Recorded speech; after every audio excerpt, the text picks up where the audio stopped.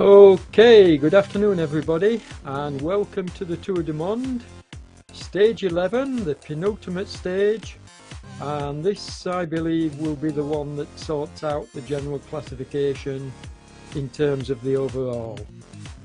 We've got Mount Fuji today, which is the Queen stage, 33.4 kilometers, of which 28 kilometers, you can see from the profile here, all uphill. So it's an uphill from about 5 kilometers in, and it doesn't ease off until we get to the summit of Mount Fuji. It's going to be an exciting stage, I feel, because there's everything to play for, and we may well see some team tactics coming into it. It's interesting on the GC in as much as Henrik Maad is leading by 2 minutes and 2 seconds, give or take. Yeah, 2 minutes and 2 seconds, as you can see from the graphic on screen, from John Beams. And I think it's fair to say that they're the only two that are going to win this tour. So it's between the two of them. Can John Beams pull back 2 minutes? I think it's a very, very tough act. They're both teammates from the same team, so let's hope they battle it out, but I think it's going to be pretty difficult to pull back 2 minutes. We'll see how we go. Now, an earlier running of this event at 7 o'clock this morning saw Jonty Williamson post a 1:34.55. Now that's not going to stand. I think with these heavyweights duking it out, we're going to see that beaten. But that's a very fast time from Jonty. He's an ex-rower, so a lightweight, and it may well stand, who knows, but somehow I think that these guys pushing each other along will break it. There's Nick giving us a wave. Hi Nick. Now Nick's got the sprinters jersey, and I think we've got one more sprinter stage tomorrow, have we? Or sprinters point, not really a sprinter stage, but sprint points available tomorrow. So the sprint competition will probably go right down to the wire. But the action today is all about the mountains, all about climbing, and we've got 96 riders now online, which is great. The action's about to kick off, and I think it's going to be fast and furious for this first 5 kilometers. So, and then you're going to see riders trying to vie for the front positions once we hit the hill. You can see the hill is just constant red. There is no respite whatsoever. There's no easier sections to recover.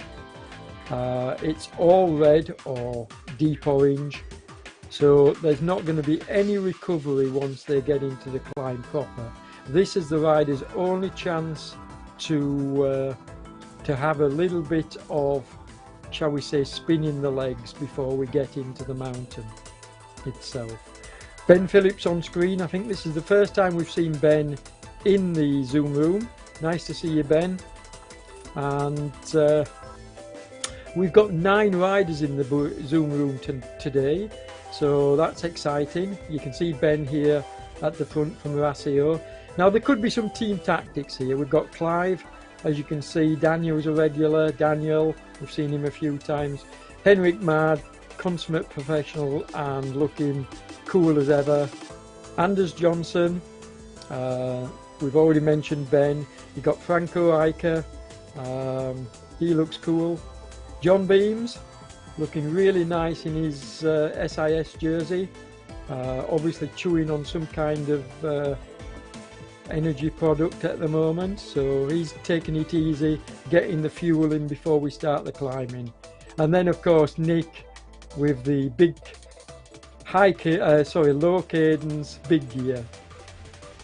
I love to see these zoom cameras, and as we get further into the action, I think you're going to see a bit of suffering on these faces.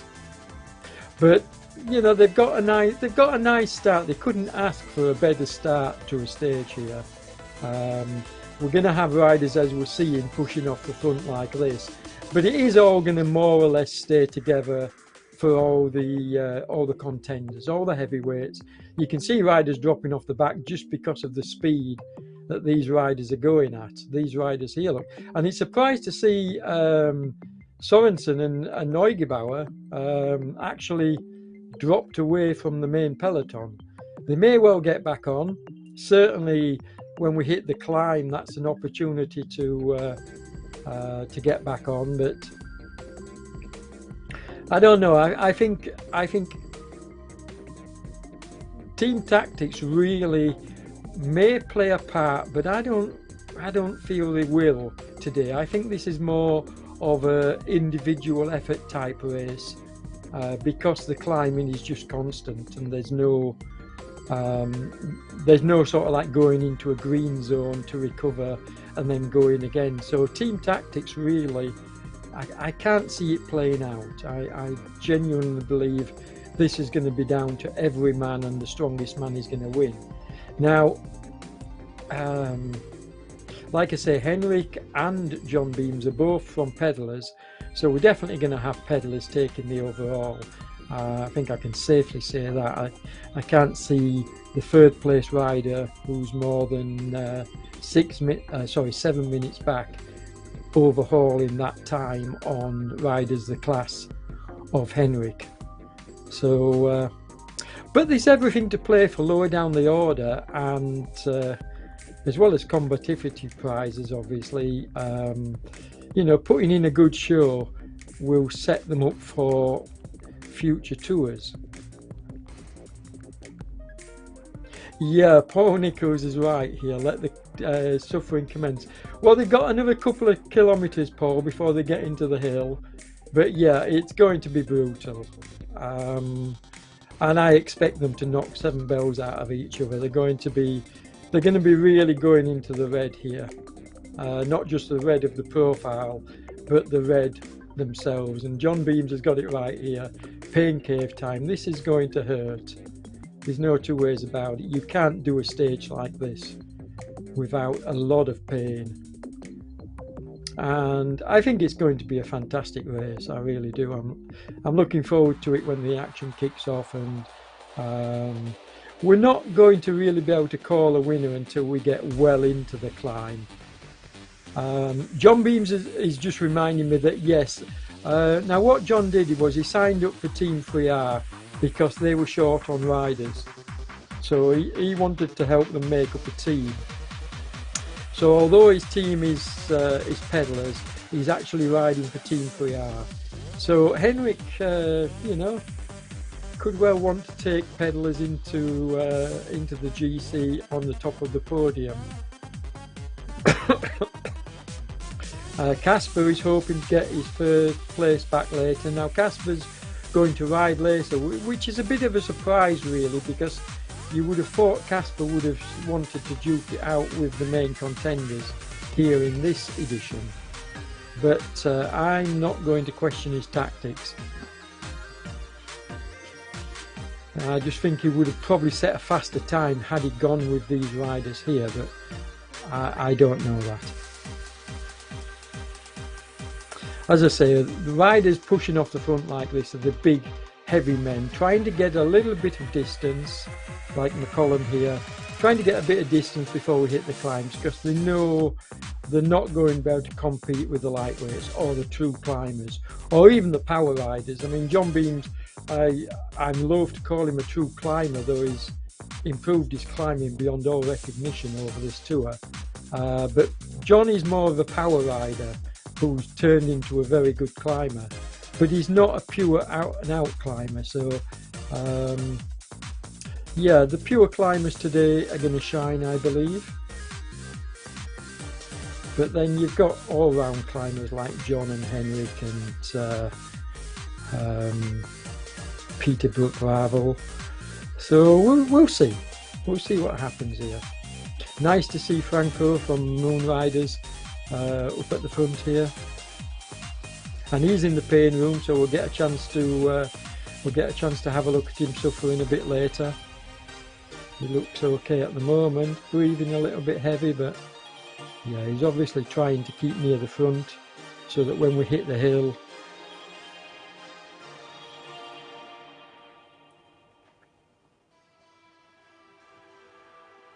but there's so much time once we start the climb. There's so much time for riders to settle in.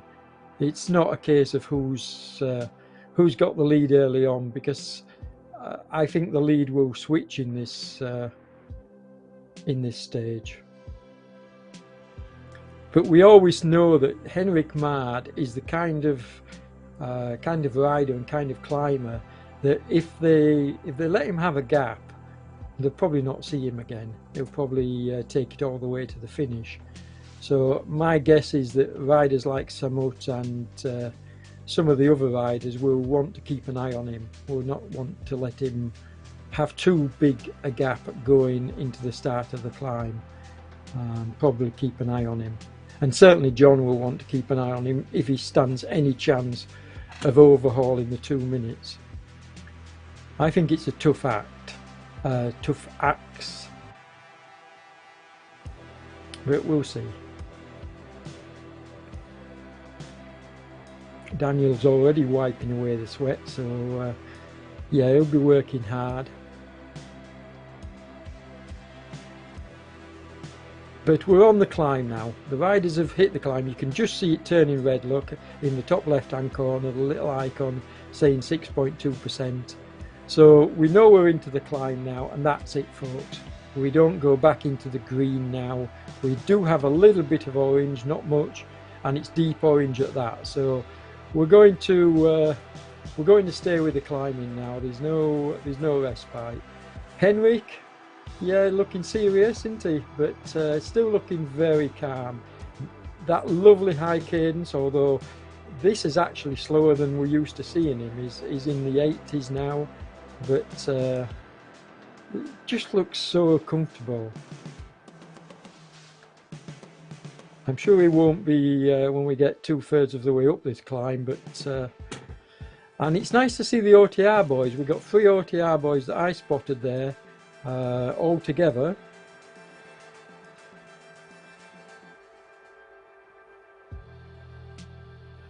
As we see Henrik getting out of the saddle, I think he's Nick is already out of the saddle, as you can see, pushing his big gear around. John Beams, nice decent high cadence, steady on the bike. He'll just be wanting to settle in, and that's the key for this early part of the climb. Settle into your rhythm and just hope that it's enough to keep you near the front of the pack. I think we're going to see this climb well strung out.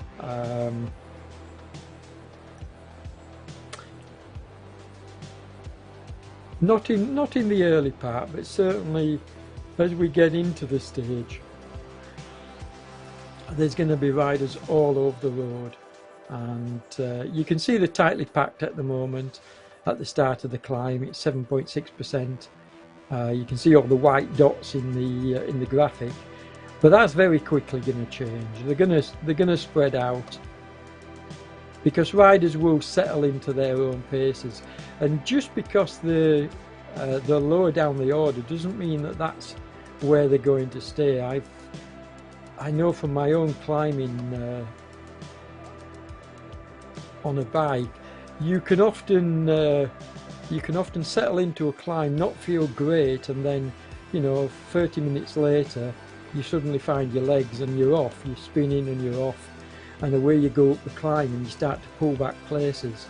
Now we could see that, or we could see the opposite. We could see riders that just don't have legs, and they make an early surge and then fall away. And I think we're going to see both.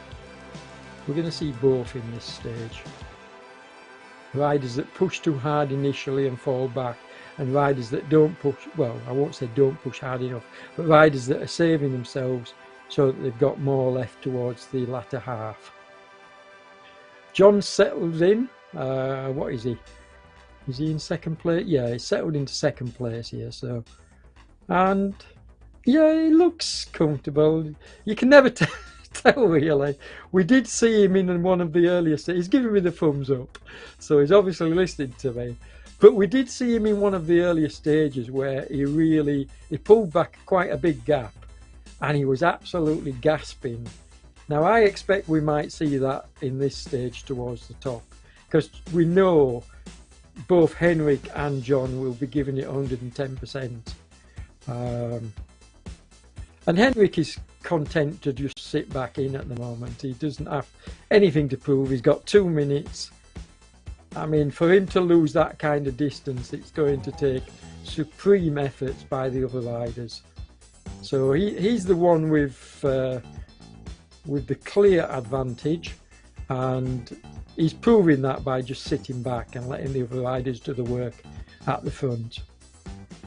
Looking further back down the field, we're going to, like I say, we're going to see riders all over the road as we watch.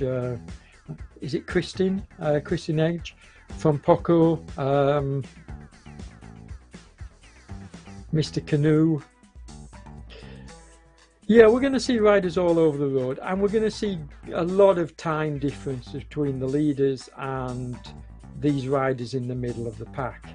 This is probably going to be quite a long broadcast for myself and ZMS today. I'd expect to be hanging around for quite a while, waiting for the riders further down the field to come in.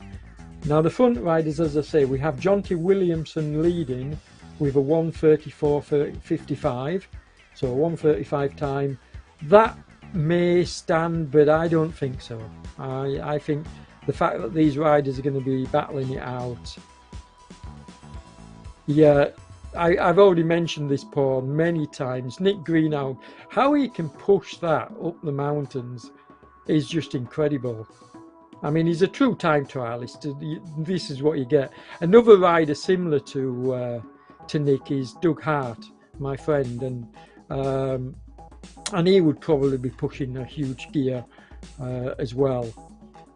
But yeah, time trialists tend to do that. They tend to push bigger gears because they find it easier to go over the top of the stroke when pushing bigger gears. I'm a very lightweight rider, but I push big gears usually because I find it easier.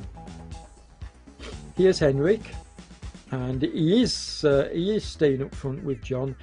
And if I'm honest, you can see now that these riders have already got 1, 2 and 3. Henrik, who's that with them? Is that John Beams, Henrik Marden? I can't quite see. Is it Snaver that's with them, or is it another? I can't see who the third rider. It is Snaver. So we've got these 3 riders, and they've got a 70-80 meter gap. Now, this climb is more than long enough for riders to pull them back. But I don't know. The pace these riders are going at, the gap is growing slightly. I'm not going to call it at this early stage. It's way too early. But this is a big gap for these riders to have so early into the stage. And so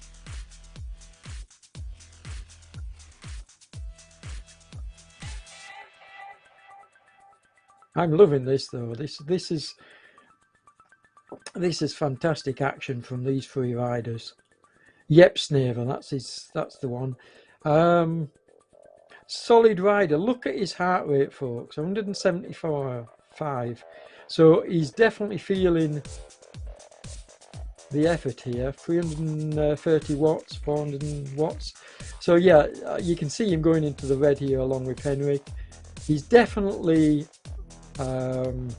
towards the top end of what he's comfortable with. Yeah, just underneath threshold.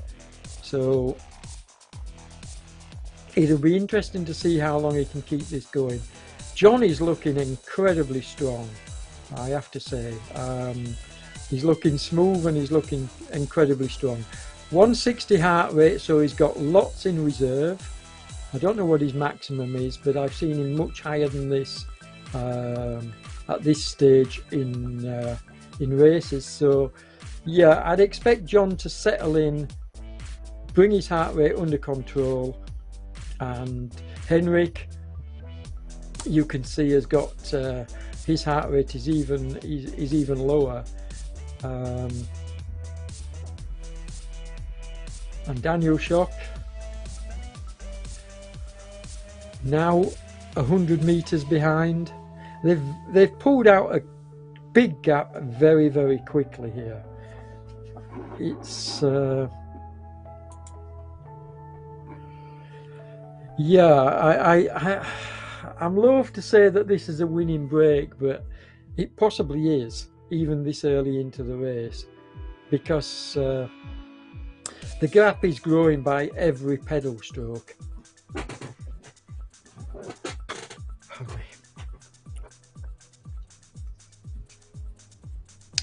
Daniel giving us a wave. Well done, Daniel. So, news on the other front. I had my COVID booster yesterday, and it's really knocked me back. I'm sniffling, I'm aching all over. Certainly my arm where they stuck the needle in is very painful. And I'm hoping to make it to the end of this broadcast without coughing and spluttering. And I was planning on riding tomorrow, folks, in the final stage, because I want to take part in the prize draw. There's Franco giving us a thumbs up. Yeah, I was planning on riding tomorrow in the final stage so that I could put myself into the prize draw. With this COVID booster, who knows? Will I make it? You'll have to wait till tomorrow to find out. I'll have to wait till tomorrow, because if I feel like I feel now, then the answer is no. But they do say that the booster usually affects you for about 24 to 48 hours, and I had it on Friday morning, so let's wait and see. I might be feeling better tomorrow. Anyway, back to the racing, and you can see that now it's two riders, John and Henrik. So we're basically seeing the race play out as I expected, but not this early. I have to say, I didn't expect the two riders to be battling it out so early in the stage. I thought maybe they would stay with the main group and then see how it went. I think, Paul, if it was me, I'd be riding at heart rate. I really would. But I'm from the old school. When I used to coach, power meters were just about becoming standard and popular. Well, not really standard, but they were becoming popular. But I trained mostly my riders on heart rate, and so it's a metric that I'm very, very used to, and that's why I can call out riders basically from watching the heart rate and watching what it's doing. I'm very experienced with that metric. Not so much with power, but it's not. I mean, power's power. It's not difficult to.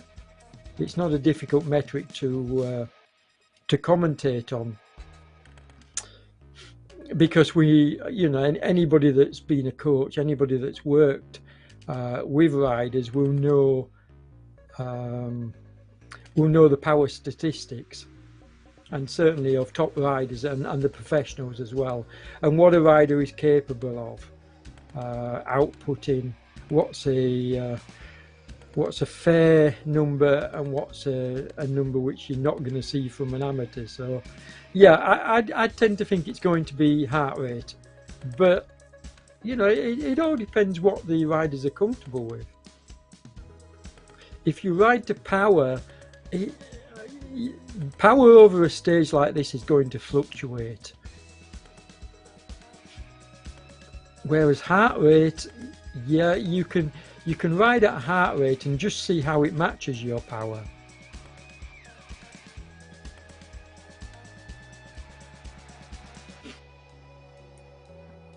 But an interesting question nevertheless. Yeah.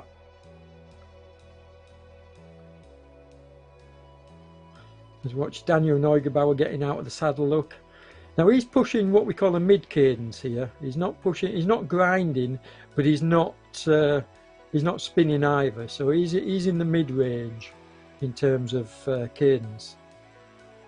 Probably 70s and 80s, so mid 70s, mid 80s from the look of him.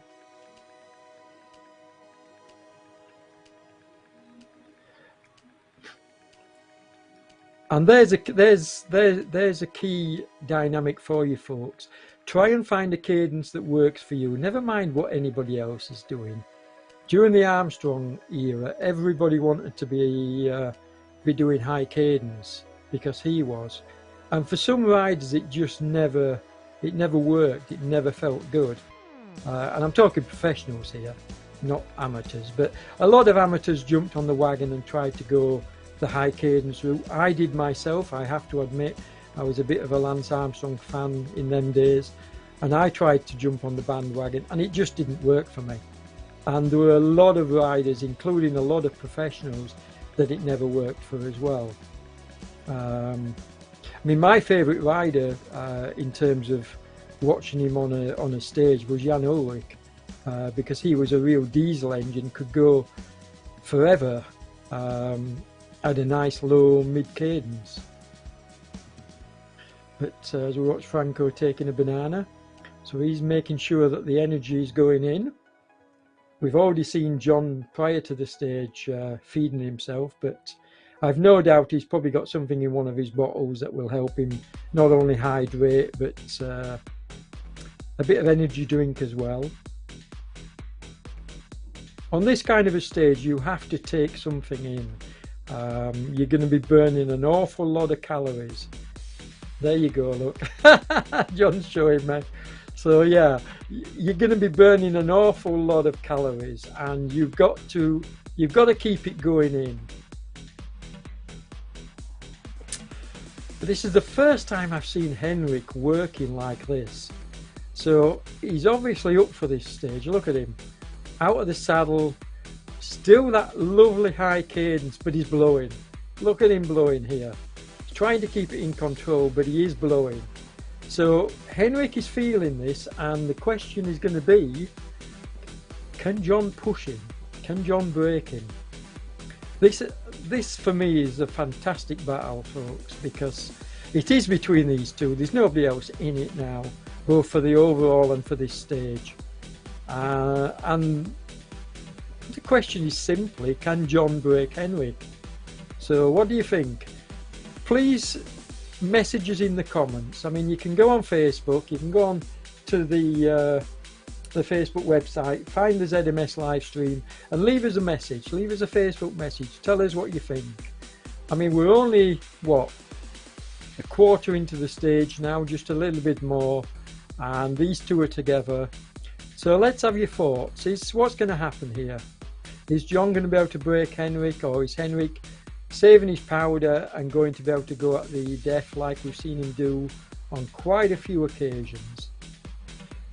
Now, we're not going to forget about the other riders. They're obviously going to be battling it out amongst themselves, and we'll return to those battles throughout this broadcast.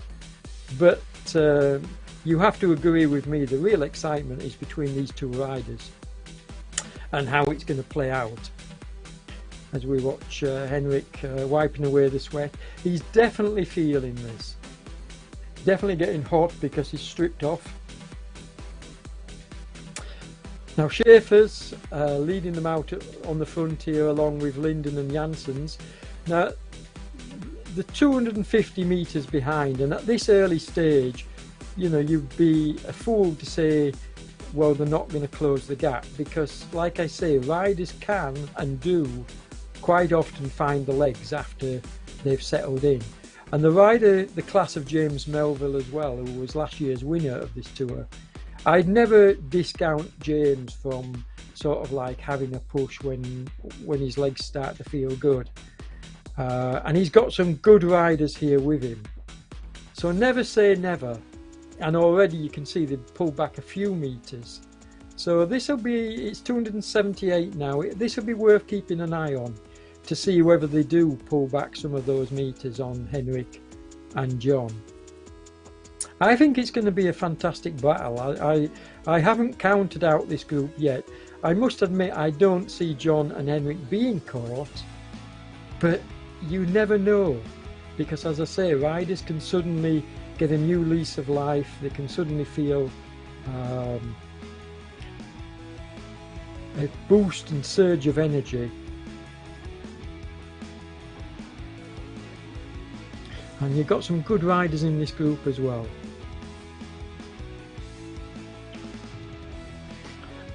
But already, as you can see from the graphic, we've got the 95 riders now all over the road. I mean, how many we got in this group? 3, 6, 9, 12. We've got about 15 in this group. You've got the 2 up front, but then there's a good old distance to riders behind, and they're split all over the road. So this may well end up being the largest group on the road at the moment, these 15 riders, because further back, and even this is splitting up. Even you can see Franco here pulling along Shapers and possibly causing a bit of a split in this group, because they are pushing the pace up and trying to claw back some of the distance, which they're not doing, by the way. The distance is growing, the gap is growing. But there's lots and lots of time yet on this climb, and the steeper sections are certainly up ahead as well. Although the nice thing about the Mount Fuji climb, I've never done it in real life, but I have done it virtually, is that it's not overly steep in terms of sections, but it is constant. So it never goes silly steep like we're going to get tomorrow in tomorrow's stage. I mean, tomorrow is, I think, down as a hilly stage, but it's brutal. It's I don't think it's going to have any effect on the overall. I think the overall is going to be settled today, but tomorrow's stage will certainly be interesting on a few fronts, not least of all Nick Greenhouse and the sprinters competition, because I believe there are sprinters points available tomorrow. As we watch Anne Y, now we've covered Anne quite a lot over the last few tours, but Anne here putting in a good performance in terms of her climbing. We know she's a good climber,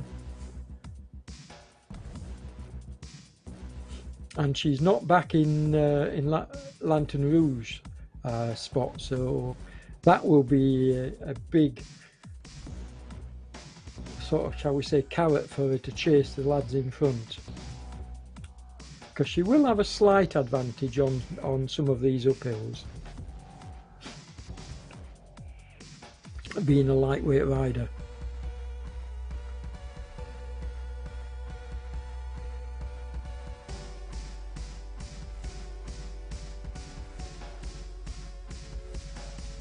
Now we haven't got too much distance between the front and back riders at this moment in time, but I do feel that by the end of the stage there's going to be a lot of distance between the front runners and the tail enders. So we are going to be hanging around on the broadcast waiting for the riders to come in.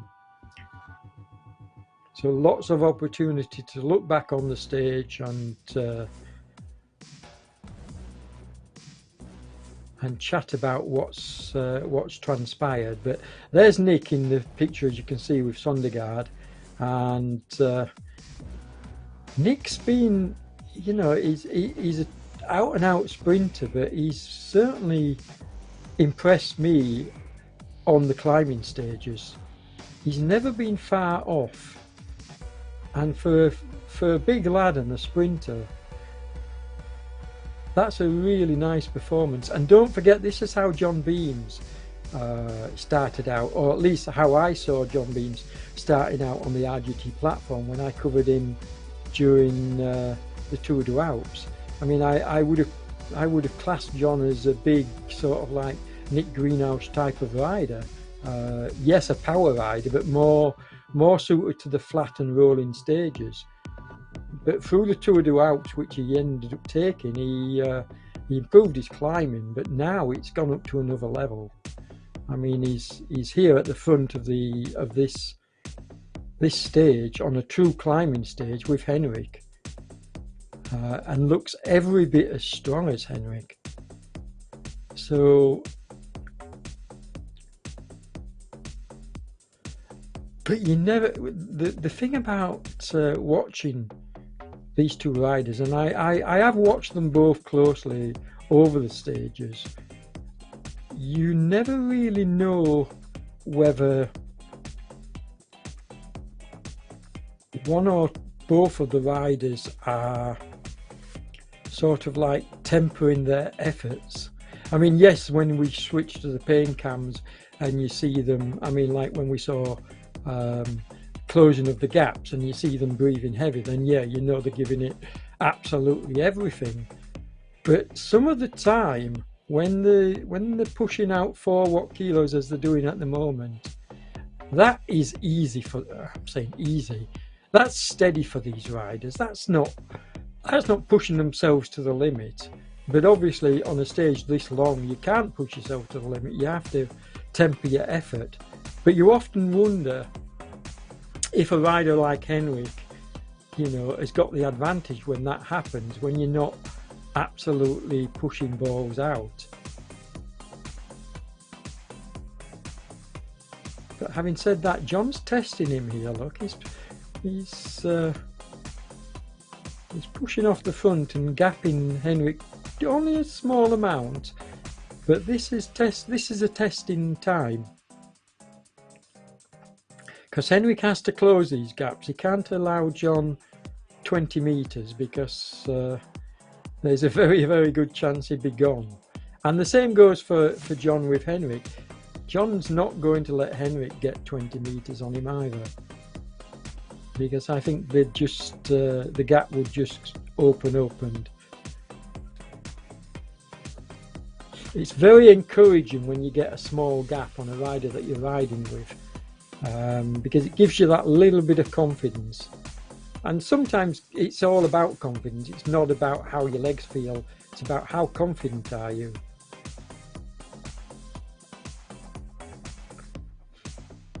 This is a very interesting battle.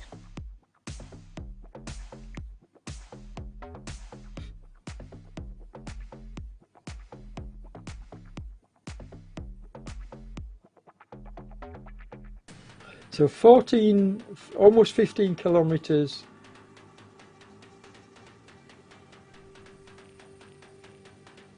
done at the moment of the 34. So we're getting close to the halfway point, but don't forget we started with about 5 kilometers of downhill. So I'm saying downhill or flat anyway. And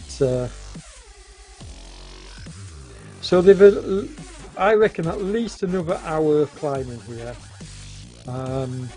Just to look back once more at the winning time from this morning, Jonty Williamson. That was a 1:35, give 5 seconds. So yeah, a 1:35. What are we? We're 35 minutes in now. So about another hour, give or take. I don't think Jonty's time is going to be beaten by very much. We might see a minute or so, but I don't think it's going to get smashed out of sight. Having said that, these two are, you know, 19 kilometers an hour, 18. That's a fast pace. As we look at both riders, and you tell me, folks, who looks the calmest here? Henrik's hiding it the best because he's blowing. Henrik's blowing, but he looks smooth. John, yeah, he's focused.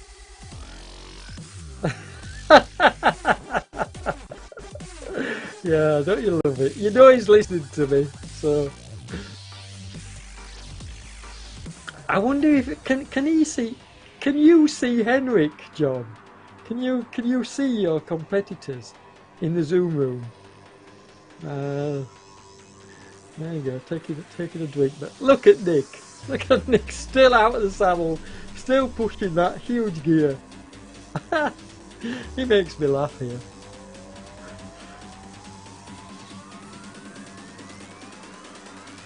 We watch Daniel Neugebauer getting out of the saddle as well.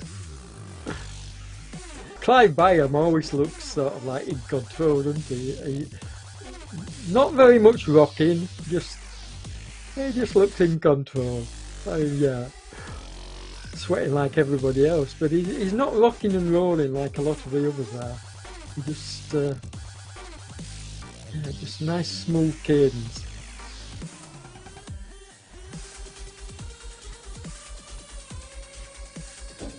And one of the things I'm noticing with Henrik is when he does want to make that push off the front, he gets out of the saddle to do it. So that's something to watch for as we go further into the stage, and will give us a good clue as to when his intention is to push the pace a little bit. Because almost every time I've seen him pushing off the front, he's jumped out the saddle to do so. But they're matching each other watt for watt at the moment.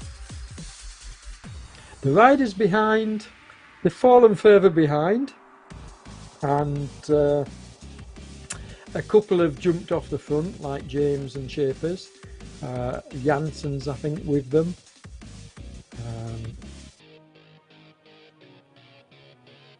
Watch Daniel Schock getting out of the saddle, and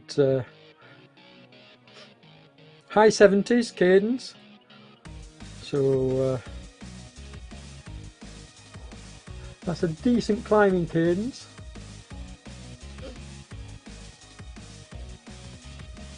And there he is on the road. Rocket Roy Neal. Now he's a bigger rider, so Roy's obviously improving his climbing over these stages.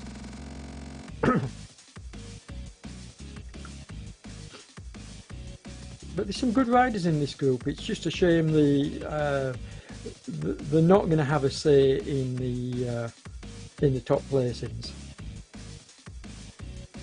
They're basically fighting amongst themselves for the dare I say minor places. As we switch back to Franco here. Now I wonder if he's listening to music or he's listening to commentary.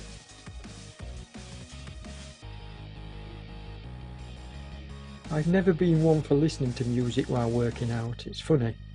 Something I've done it outside on the road, but I've never been able to ride indoors to music. I prefer podcast or commentary or something.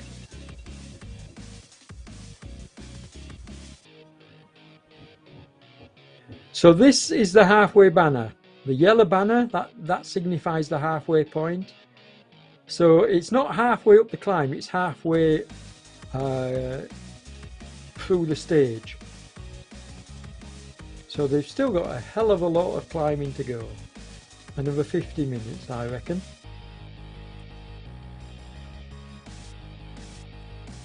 And they're just matching each other stroke for stroke, really.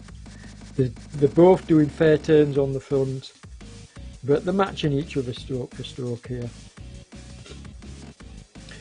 And I know for a fact that they've got the utmost respect for each other. So it's going to come down to the wire. I don't know. I just don't see John taking 2 minutes out of Henrik, but he could crack. And that'll be John's aim as we get further into the climb. And 2 minutes is very easily gained if one of the riders does crack. 2 minutes is nothing on this kind of a stage. You could very easily pull out that kind of a time gap if one of the riders cracks. So that's what we're gonna be looking for. We're gonna be looking for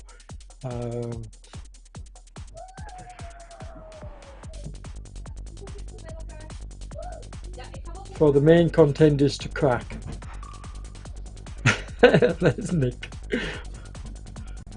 How does he push? I mean, Yeah, even I'd be slightly higher cadence. And I just don't know how he does this.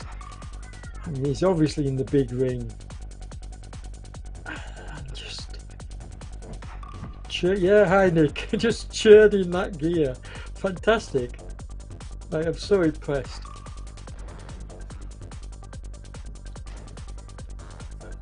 Oh, excuse me. So that's the second group going under the banner. Now, what I said it's about it being very, very easy to pull out a 2-minute gap. That was almost 2 minutes. So already we've got almost 2 minutes between the front riders and these riders. So imagine what would happen if Henrik or John faltered and started to fall behind. We wouldn't need much distance to get that 2 minutes. Daniel rocking and rolling here, and it looks like he's in the middle of two groups at the moment, which is not a good place to be, but this is a climb, so you find, yeah, I'm not going to call it out here, because on a climb like this you find your own comfort level and you don't care about what people around you are doing. Yes, you can use them as carrots visually to help you pull back a place, or you can use it as something like you go past somebody and you make sure that you keep the gap. So yeah, Daniel will just be settling into his own pace here, and you can see from the pain cave that's exactly what he's doing. He's hurting obviously, but he's just settling himself in. Anders Johnson looks very calm, very cool. Don't know what the throwing his arms down was all about. Perhaps he's not happy with the way his legs are feeling, but he certainly looks calm enough.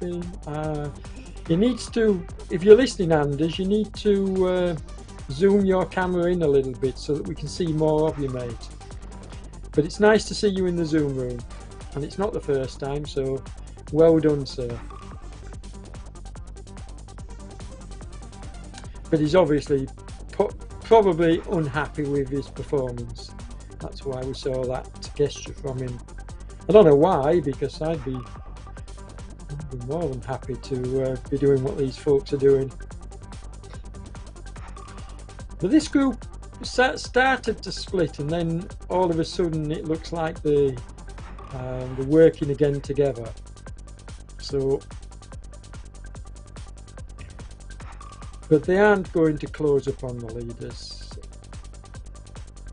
You can clearly see we're looking at the white paddle now on the bottom of the screen, and you can see the white dot in front, and that gap has grown quite significantly. And these riders will know they're basically fighting for third place here. And we'll come back to that battle later on in the stage. Who's going to get the third place? Of the riders in this group, I would say James is definitely one of the riders to consider, if not the rider to consider for the third spot. But we'll see, it's early days yet.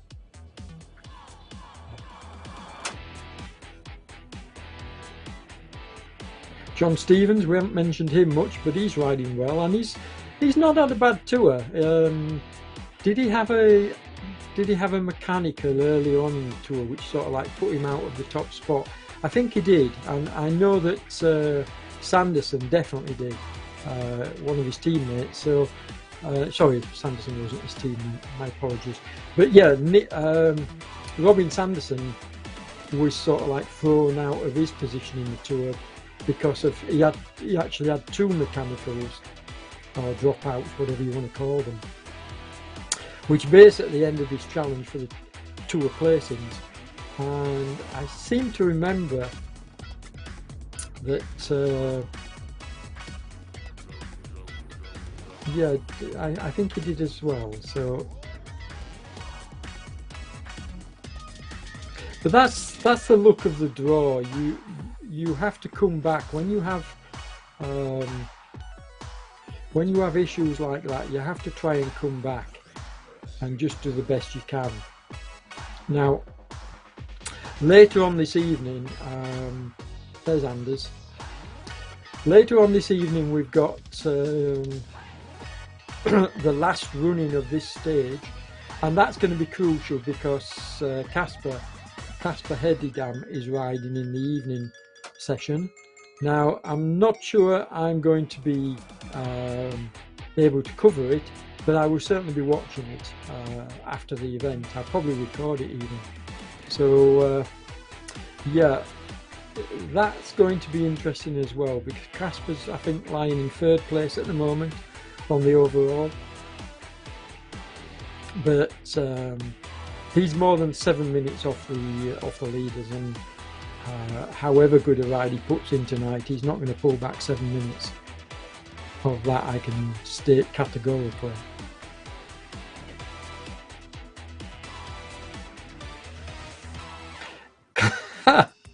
As Paul Nichols talks about Clive Byam. Yeah, Clive's put in a good performance every round, Paul. And he's been a constant in the pain room, which is really nice as well. The total climb is just short of 2,000 meters, Robin. You take out that first 5 kilometers, which is obviously not climbing, but then I think the total climb is something like 1,900 meters. Like I say, it's a climb I've done virtually. I've definitely climbed it virtually in the past, and it basically stays around, I think it averages around the 7% mark, 6 or 7%, but it never goes below, I don't think it ever goes below 5% anywhere, or once you actually get on the climb, until you get to that top section where it levels off for the last sort of like 30 meters, I think, 20 meters. So yeah, this is what I was saying earlier, Robin, that I really feel for you, mate, because you were riding nicely, you were riding well, and it's hard to bear. It's hard to bear when you have technicals and it completely throws you.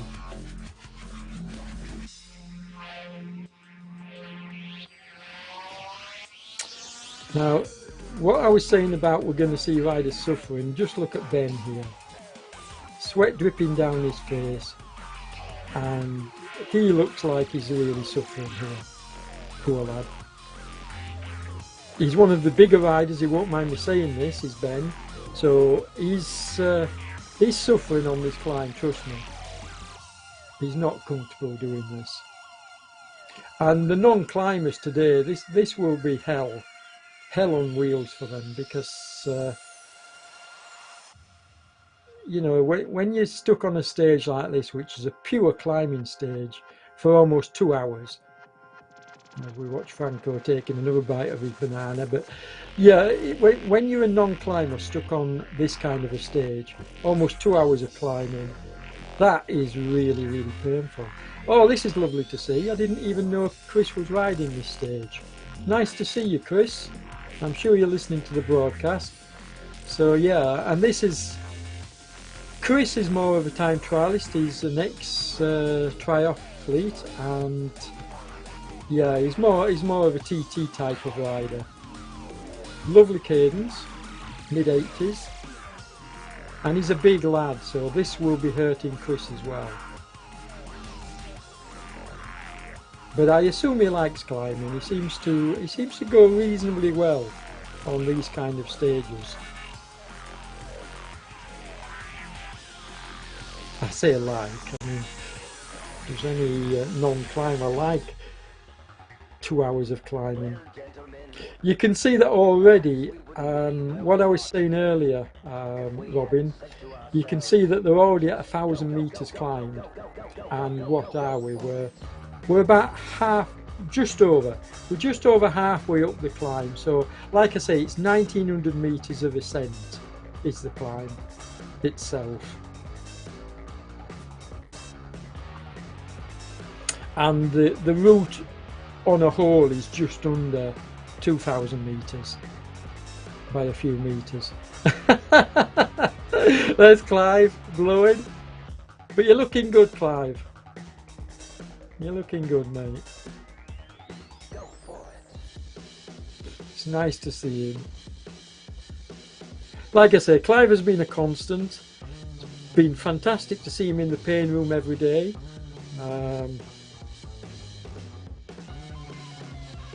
I love it when riders are not afraid to show off the suffering, and also it's verification for the performances as well, which is equally as important. Now look at these two riders. John licking his lips there, but yeah, working hard. Henrik looking comfortable. Out of the saddle to get back onto John's wheel, and this is a constant now that I'm noticing with Henrik. So I'm going to keep a close eye on this dynamic as we get towards the top part of this climb. Is Henrik working at full gas later in the stage? I mean, we can see John, mouth open, breathing heavy. So he's definitely trying to push Henrik here and see what he's got. And Henrik is blowing. He's trying to stay calm, trying to look. Yeah, here we go. Look out of the saddle again to try and stay with John. So interesting dynamic. I'm really looking forward to watching that as we go further into the stage. But the most important thing to mention here, folks, and I don't know whether you've picked up on it, look at the gap now. Okay, so James Melville, who is somebody that I called out earlier and said maybe James would take the third spot, James Melville is pulling them back. He's actually closing up this gap. And I did say that any rider that could find his legs and then go in the second half of the climb did have the opportunity to close up, and that's exactly what we're seeing on the road. Now the gap is sort of like pegged. It's not, you know, when I say it's closing, it's not coming down, and in fact it's just gone up a few meters, but they've closed it down from it was almost out to 900 meters, and so they've pulled back a significant amount, and I think this is not over yet. I don't think we'll see Henrik and John actually caught, but I do think we're going to see a few riders having a say in the third, fourth and fifth spot, and James Melville could well be wanting to claim that third spot on the podium. So I think it's a battle between him and Casper for that third spot. I could be wrong. Maybe I need to go away and have a look at that a bit later. Or maybe I wonder, Damon, could we just quickly have a look at the overall standings again? Just let me have a look at the time gaps. Thank you very much. Oh, I love Damon. I mean, how cool is that? Yeah, you've got. In fact, I'm wrong, folks. James is down in 9th spot, so he's got a long way to make up. Now he could pull back a minute or two today, but no, my apologies. I'm glad you've pulled this up for me, Damon, because I was thinking it was Casper and James, but it's not. It's Casper and Joris that are fighting for the third spot, in fact, and Jan Linden as well. So we got 3 riders there fighting for that third spot, and they're all 3 towards the front end of this race. So yeah, interesting. Schaefer certainly is up there. You can see he's currently in 6th spot, but Jan Linden is there as well somewhere. I think he's amongst that group.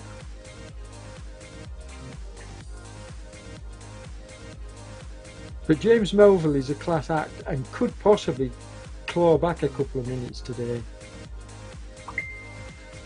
It will be very interesting, as Damon's just messaged me, so let's have a look. Yeah, okay, Damon, no problem.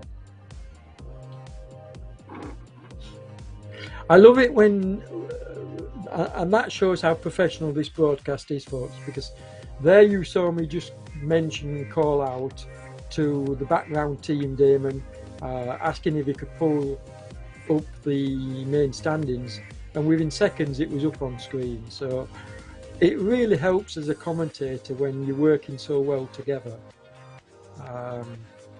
in these broadcasts. It really is a big help, because I was convinced that it was Casper and James Melville that were fighting for third, and of course I was wrong, because to my detriment, shall we say, I haven't been able to keep as close an eye on this tour, the overall standings, as I would normally. It's been tough enough just coming along and doing the broadcasts. I just haven't physically had the time to spend going through the forums and digging out all the results on a regular basis like I normally would. Usually what happens is when I finish the broadcast, I'm back to my family, back to the children, playing with them. I was blowing bubbles with my youngest this morning, playing, because I told them that I'm going to be upstairs in the attic for a good 4 hours, I think, today. You know, I get on 30 minutes before the broadcast starts, and then I'll be here for a good while after it finishes. So about 4 hours in the attic. That's a long time on a weekend to be away from the kids. But no doubt I will go and play with them when we've watched this. So Henrik is leading out the charge at the moment with 10 kilometres to go. So we're getting towards the top end of the climb, but you know, 10 kilometres, we're still looking at 30 minutes plus.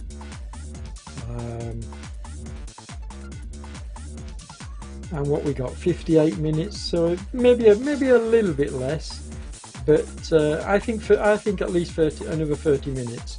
So we'll get a better idea of the time gaps when we get into the last 5 or 6 kilometres.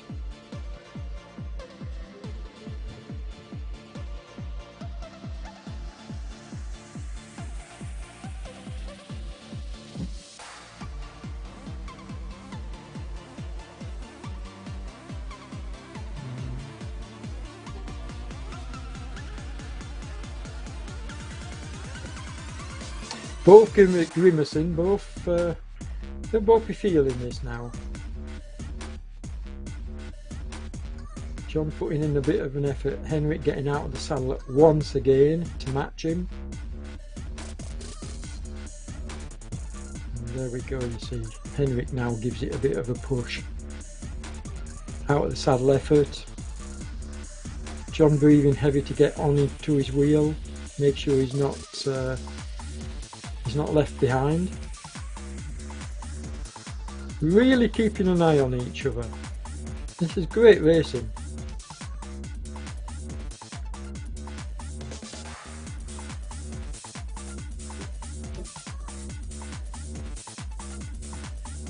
As we look a little bit further back, and we can see that Peter is now being dropped from that small group. So might get back on. But yeah, we've got 1, 2, 3, 4, 5. We've got 6 riders that are going to fight out for third place.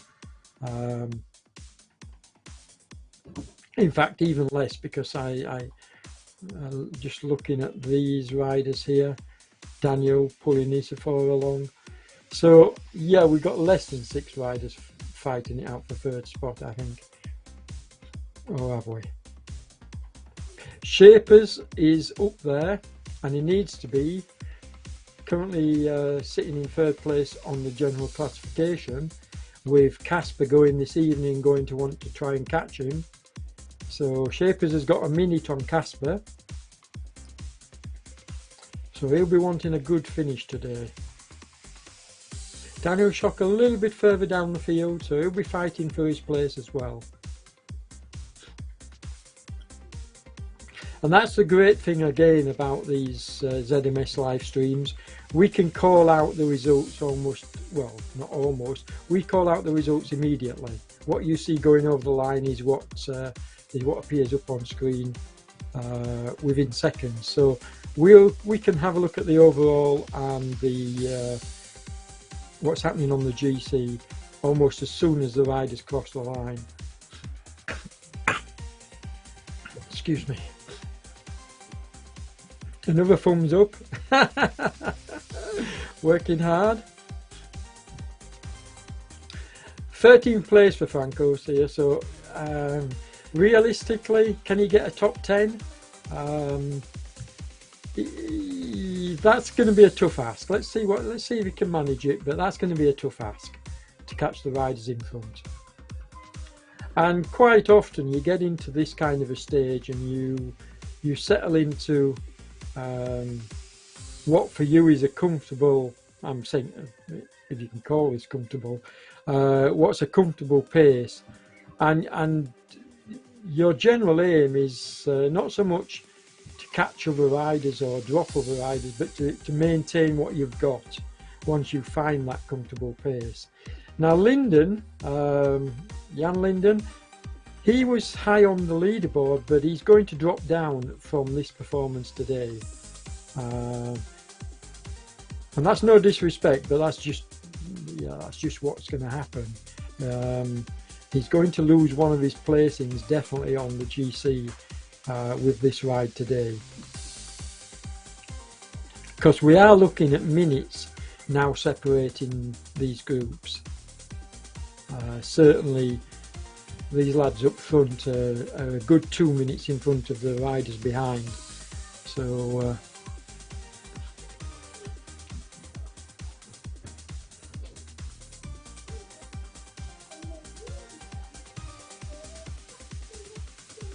Daniel really working hard here and grimacing.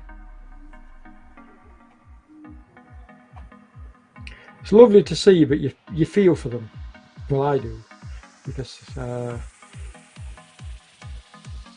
used to love climbing.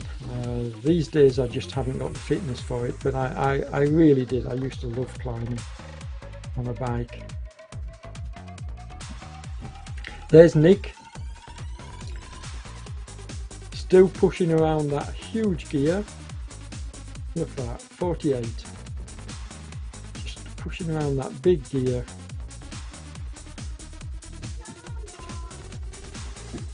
I mean, how many of you would want to do this climb in the big ring like Nick's doing here? You know, I'll probably bet he hasn't even got a middle or a small ring on his bike. He's probably just got the one big gear. Oh. John and Henrik constantly swapping leads out the front. And an hour and 4 in, so probably another 30 minutes for our leaders. 1,311 metres climbed. Now this is just brutal. They have actually increased the lead. I said it was down to 600 and a few metres. It's now 800 metres. So they have once again pulled the gap out back to what it was earlier. So although they were pulled in slightly, I did say I didn't think they'd get caught, and once again, as they battle it out between themselves, you know that the pace is going to go up, and they're going to start to gap the riders behind.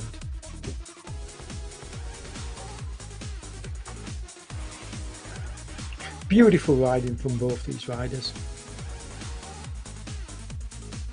and you can't discount these riders behind. I mean, they're not going to catch them, are they? Although they've just clawed back 20 odd metres here, James and is it Kevin Savello? So they've just clawed back 20 metres, but yeah, no, they're not going to do it, and that's really sad. However, they have pulled out 330 metres on this small group behind, so perhaps now it's between James and Kevin Savello for that third spot, and that will be an interesting battle, and we'll definitely cover that as we come into the finish, because I suspect those two will want to stay together and then fight it out at the very end of the stage. And we're on Tony Simmons. Now, he always puts in a good ride. Currently managing to stay in front of Ike and his own teammate Keith, the OTR veteran. The big surprise for me today is Lyndon from Poco. Maybe he's just not feeling at his best today, but he will have dropped down the order. But maybe he's just not happy with this kind of a stage, a true climbing stage. Probably more suited to rolling stages.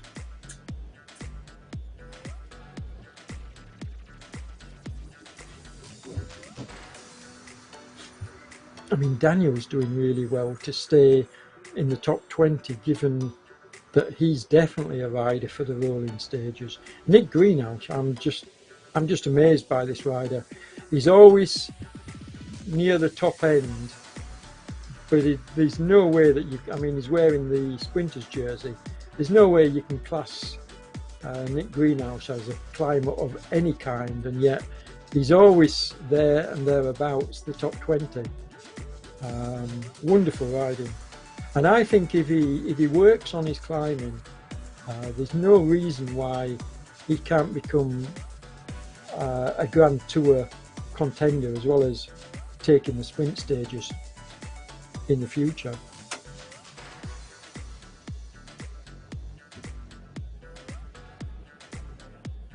Yeah, I mean, Samir's done a wonderful job here, Paul, with these Tour de Monde.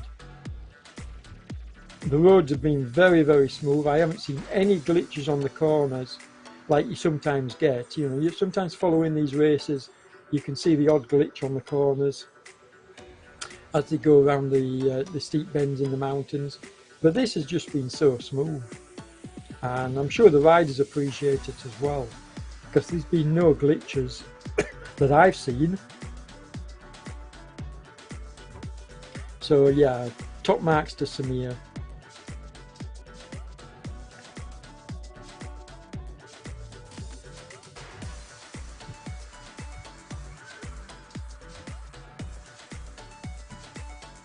Anyway, while there's this little, there's Robin again, but while there's this little lull in the action, if my colleague Damon is listening, can we pull up the prize door, Damon, and we'll tell them all about how they can win £100, because there's only a couple of stages left now, tonight's running of this stage. So here we go, folks. This is your chance. If you haven't ridden a stage of the Tour de Monde yet, you've got this evening, and then you've got 4 time slots tomorrow as your last chance to take part in the prize giveaway. You can win £100 for doing nothing more than riding a stage. I'm going to take part tomorrow. If I can get over this, I've just had my booster jab, so if I feel up to it, I'm going to ride tomorrow and put myself in the draw. But that's all you have to do, ride any stage. So tonight, or any of tomorrow's 4 stages, they go off at 12 o'clock, at midnight, at 12 o'clock, at 6 o'clock, and at 18:45 tomorrow evening. Ride the full stage, and then you get randomly stuck into the draw, and that will be drawn after the final stage tomorrow. Keith Aitchison will use his spinning wheel, and we'll announce the winner probably sometime tomorrow evening. That will be on the Facebook forum pages, and in particular the RGT community news page.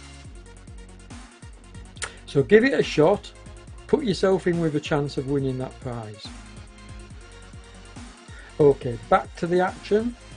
Not much has happened here. You can see Henrik and John still duking it out at the front, still matching each other stroke for stroke here. They're very, very evenly matched, these two, and they have been so throughout the tour. to be fair to them both. They've been very evenly matched.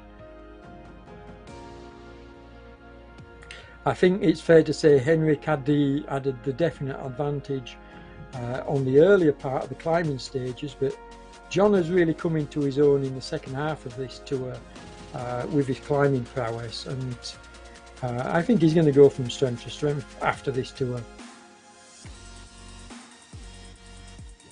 I'd fully expect him to be challenging for any tour that he takes part in, with a really good shot at taking the overall lap. Well, he has today. I mean, he's got to try and claw back 2 minutes over these next 2 days, today and tomorrow. Tough ask. I'm not sure he's going to do it, but there's still time and there's still anything can happen.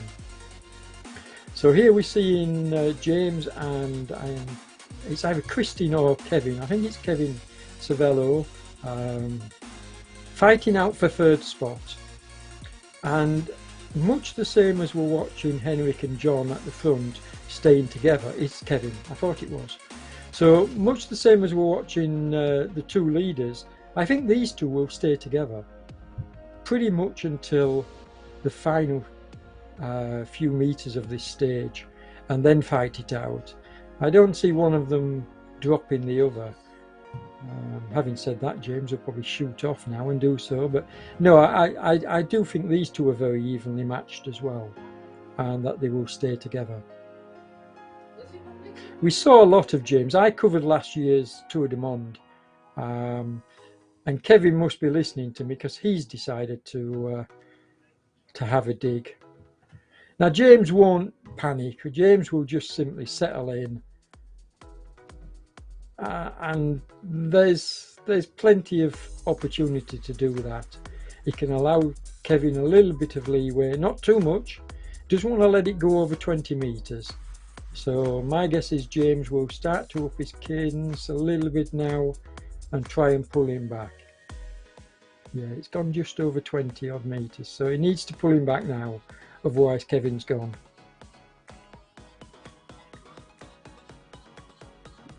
On a climb like this, I always sort of like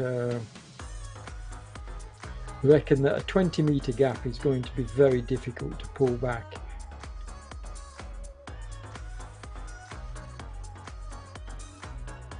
Lovely high cadence here. Looks very, very smooth.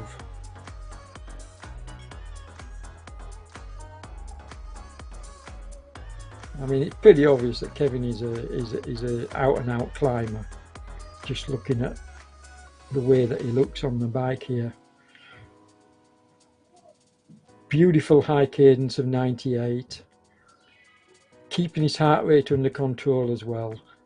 You know, 160 now. I don't know what his max is, but I guess his max may well be much higher than this. So he'll be in his comfort zone here. Yeah, occasionally he's dipping into the red, but he'll be comfortable. This will be feeling nice at such a high cadence. And he's doing a good job. He's pulling out a good lead. So he's got 60 meters at the moment, so it's grown from the 20 that I said needed to be chased down to 60 now, and that's dangerous. That's the kind of distance where you may well not be able to pull that back. I usually say when it gets out to 20 meters you need to start closing it down, otherwise you're possibly going to find you're not going to be able to pull back the rider in front on a climb of this. Now you can see the live leaderboard. So we've got John Beams, Henrik, Kevin, James Melville, Janssens, Shapers. Shapers is obviously fighting for his third place overall. So he's in 7th at the moment, but he needs to maybe try and pull back a couple of places. Now I think he's riding with Roy Neild, Janssens at the moment in a small group. And if he is, he needs to make sure he finishes in front as first man in that small group. We'll get a look very shortly as we watch Tony Simmons. Tony's pulled a few places back here and doing a really good ride. I mean, look at these hairpins, aren't they beautiful? What a fantastic... Just look at those hairpins, beautiful. Yeah, it's a beautiful view, Julian. Absolutely stunning. Wonderful route you've done here, Samir. Top marks, mate. I mean, all I had was, when I rode it, was a GPX file. Didn't have any of this scenery.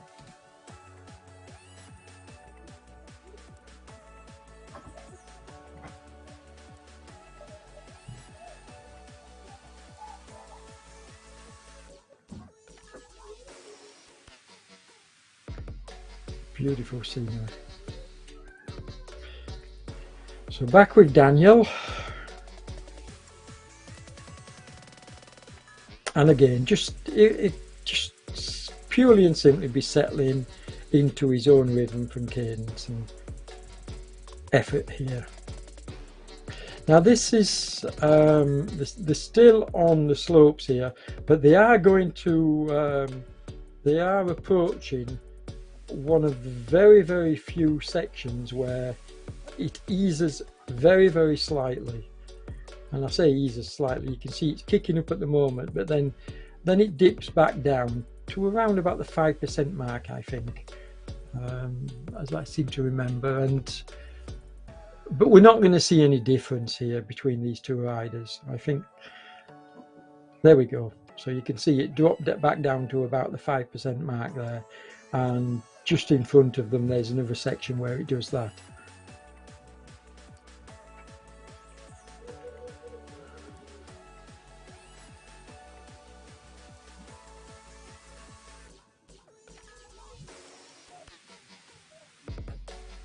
It never gets really steep, this climb. It's more about the constant gradient, which I'm pretty sure is around about the 7% overall mark. Might even be less. It might even be less, but it never gets really steep, and it never sort of like goes much below the 6% mark. So there's the odd kicker here, and as you can see, it's 8 at the moment. But there's the odd kicking section, but it only lasts for a few meters. There's nothing goes on for a long period of time at the steeper grades. So this is a true, you know, one for the climber that can settle into a lovely pace. And Robin Sanderson asked earlier, would you work by heart rate or would you work by power? Well, both would suit this kind of a stage. I think heart rate suits it better, keeping an eye on your heart rate and then seeing what power you can do over these undulations. But it's that kind of a stage. It's the kind of a stage where you choose to ride it at a set heart rate or a set watt kilo output.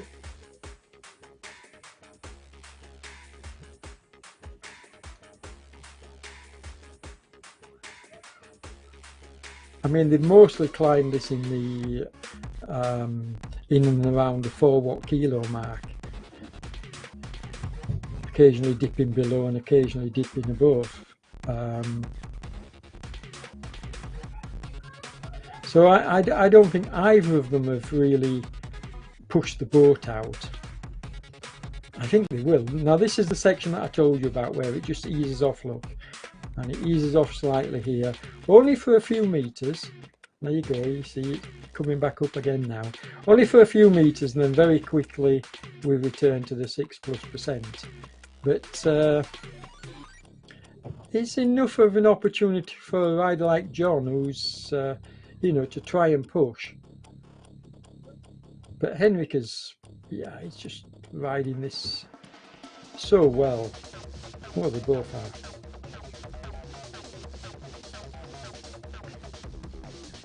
Out of the saddle, and I guess he's out of the saddle in the pain room as well, because we've seen him doing that when he's trying to close up on John's wheel.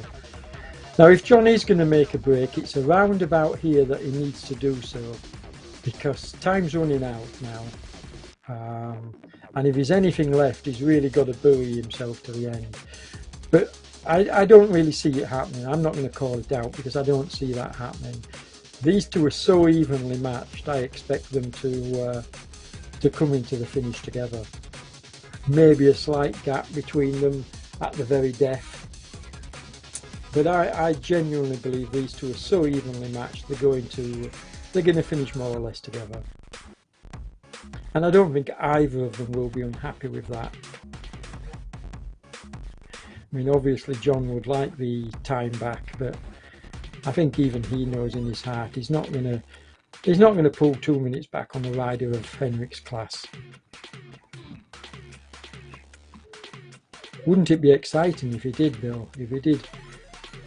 I mean, tomorrow's stage is going to be, I think, another close stage, because it's down as a hilly stage, but it's more, yeah, there's a steep climb at the end, but it's more for the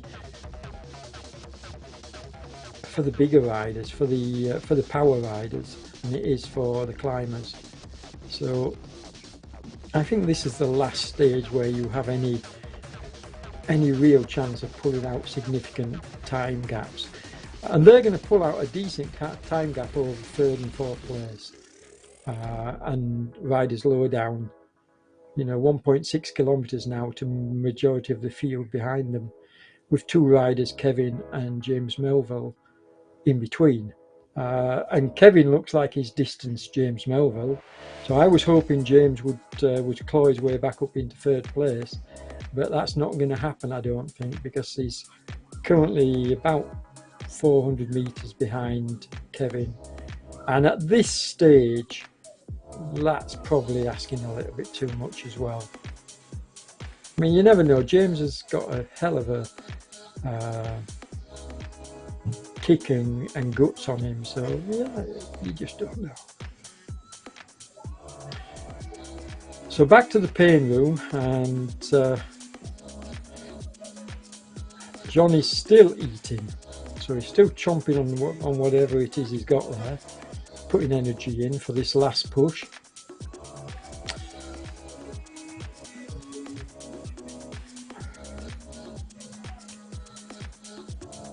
Look at Nick, struggling to get that gear around. Franco, he's just rocking and rolling as well. He could be really hurting now. The only rider that looks comfortable here is Clive Byam. I mean, Daniel's rocking and rolling as well, Daniel Shock. Ben Phillips, Ben looks like he's saying, please, please God, let it be over. Oh, you feel for them. I mean, John's attic looks similar to mine with the wooden beams, as does Clive's. Yeah, wooden beams in the roof and panels. It's very cold up here. I'm actually wearing 3 jumpers at the, well, 3 layers at the moment, 4 layers, sorry, at the moment, because it's really cold up here in the attic. So when I'm actually riding, I only need one fan in the middle of winter, whereas when the weather gets warmer, I need 4 or 5.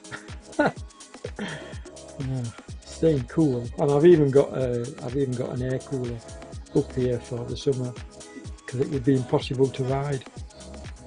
So it gets really cold in the winter and really hot in the summer. So Kevin has cemented his third place here. Doesn't look like he's going to get caught by James.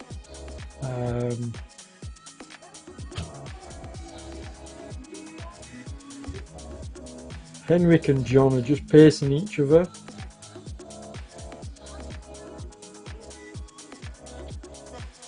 I don't see that changing, and we're getting what? We're getting very close to the finish now. So if either John, or in fact John, just as I say that, John has a push. Now, is this an effort? Is this an effort to get away? Let's have a look. It's got 10 metres. Can he stretch it, or is Henrik going to get back on his wheel? John's really trying here. But Henrik is saying, sorry, I'm not going to let you. He's not even giving him the luxury of a few seconds. I mean, how brutal is that? Henrik could afford to sit up here and just roll into the finish. And yet he's such a proud man. You know, he's not going to give John this. In fact, Henrik is probably thinking, I'll take the stage as well. What an excellent way to finish off my tour. And I'm sure John will have a say in that, but who's your money on? Who's your money on? Who looks the most comfortable?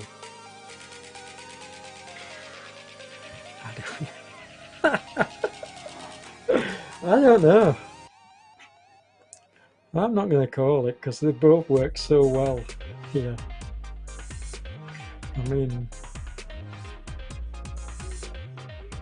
my heart says John, but my brain says Henrik probably going to take it.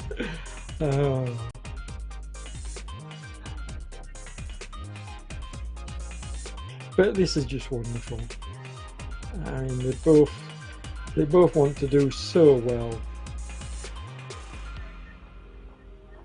And they're both side by side, just wonderful racing. Yeah, Kenneth, well, I don't think either rider can attack the other because they're just so evenly matched. I mean, you saw John, that was a definite try to get away. Believe me, when he got that 10 metres, that was a definite effort to try and pull away. But it's not going to happen. And somebody else has already pointed out, we've got 1 kilometre to go. So we're looking at possibly, what speed they're doing. We're looking at just over a minute and they're already at 1:29. So they're going to totally obliterate the time from earlier, which was a 1:35, well, 1:34.55. So they're going to I mean, I didn't expect this. I didn't expect it to be so fast. Yes, I thought they would take a minute or so off it, but to take 5 minutes is just incredible. Wonderful riding from these two riders. And I think they should both be, well, I don't think, I know, they'll both be very proud of the performances in this tour. This is just wonderful. But who's going to take the win? Now it does level off just in a few meters. You can see them just coming to the top of the mountain, and then there's a few meters, and it is only a few meters of flat, if not even slightly downhill. So whoever gets to the top first is going to take the win. They're not going to get caught on that section. So if Henrik can hold John off and crest the top here, he will take the win. But if John can pull up alongside him, then he's got to be favourite. Because John is without a doubt the better of the two riders when it comes to rolling or flat terrain. Here we go. Here we go. Can John stay on his wheel? Can he stay with him? Or is Henrik going to kick again? Coming to the top now. They're coming to the very top of the ride, the mountain. Henrik just a half wheel in front. John just taking over. Now, I think John will get this. I think he'll take this. We're just coming, you can see it's just round this next bend, then it levels off. Oh, maybe Henrik has got the advantage here, I don't know. You can't call it, folks. It's not fair to do so. It's just wonderful riding. No quarter given. Henrik going into the red, John pushing into the red as well, over 5.9 watt kilos. Look at Henrik, mouth open, pushing that gear round, big gear, just pushing it round. John rocking and rolling, grimacing with the pain. This is hurting. This is definitely hurting. Now, who's going to hurt the most and who's going to get it? Henrik back out of the saddle again. John's going. Come on, John. I don't have favourite, folks, but yeah, like I say, my heart says I want John to take this stage because he's not going to get the overall, so this would be a good way to finish the tour. Come on. Come on, John. Swing past him in the last 100 metres. There you go. I said John would have the advantage if he can get near the front in the last. There we go. Well done, John. Fantastic stage. Absolutely brilliant, mate. And you can see, now this, folks, is why we like the paint cams. Look at them both. There's no hiding here. There's no sort of like question that they've both given absolutely everything. And that's why I like it. That's why we love the paint cams. We want to see this on screen. Fantastic race, John. Well done, mate. Fantastic race, Henrik. You deserve a beer if that's a beer. Definitely. Oh, fantastic. Very, very well done. Now, remember what I was saying about at least a couple of minutes, folks? They've taken a couple of minutes on the riders behind, which is why watching them duke it out together and staying side by side was so important, because they both knew that they couldn't allow, you know, 800 meters on the other rider, so they had to stay together, because 2 minutes is nothing. In fact, it's going to be more than 2 minutes back to third place here, which is pretty impressive and shows, you know, it's not unfair to say that John and Henrik are a class above the rest of the field in this tour. In the next tour that can change, but in this tour they're just, you know, they're just a level above. Superb race. 300 meters for Kevin coming in, 200 meters now, and round about the 3 minute mark, I believe. So Kevin gets a good third place. Well done, mate. And then James will have to settle for fourth. He's not going to get caught, isn't James? So James is going to get his fourth place. Kevin gets third. Here's James on the road. And he's going to be a further minute back, if not a little bit more. Because this is a tough finish. It goes up to 9% plus towards the end. Not for long, but just enough to make it really hurt. The legs will be screaming. There you go, 11, look. See how it kicks up right at the very death. Only for a few meters, but that's going to hurt. 13% in fact. Is it going to go even higher? I don't remember it being this difficult at the end, but yeah, time's a wonderful thing. 15%. So really, really painful at the end. The legs will be screaming. Lactic acid will absolutely be burning the muscles. Some riders will suffer cramp at this point if they haven't taken in enough fluid. There you go, look, even higher, 16%. And then this last kick around this bend, and it's over. There you go. Just onto the plateau, onto the top.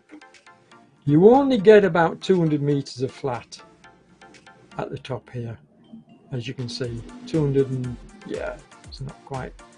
By the time he gets to that banner, it's going to be about 200 meters. There you go.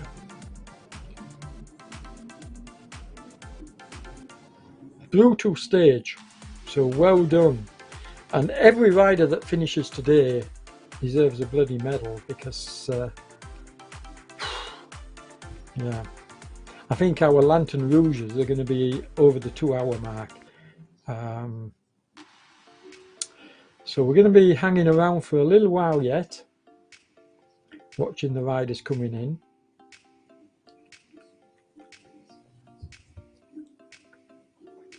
it looks like Yepsneva could be battling with Rocket Roy Nield for the 5th spot, although he's got a 20-meter gap. Now, as you've heard me say previously, I reckon 20 meters is the sweet spot, where if you manage to keep your effort going nicely, you're not going to get caught. But having said that, there's a lot of riders that have something left at the top of a climb like this, and so they give it absolutely everything. Can Rocket Roy do that? I would say no. I would say that Yepsneva is going to claim 5th place here.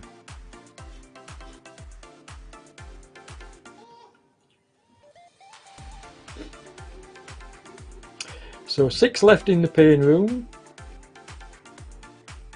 Here we go, 250 meters to go. So almost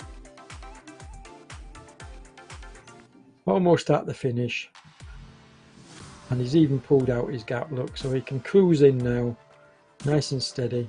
There's going to be a few battles behind because there are a few riders very close together. So excuse me, I need to blow my nose.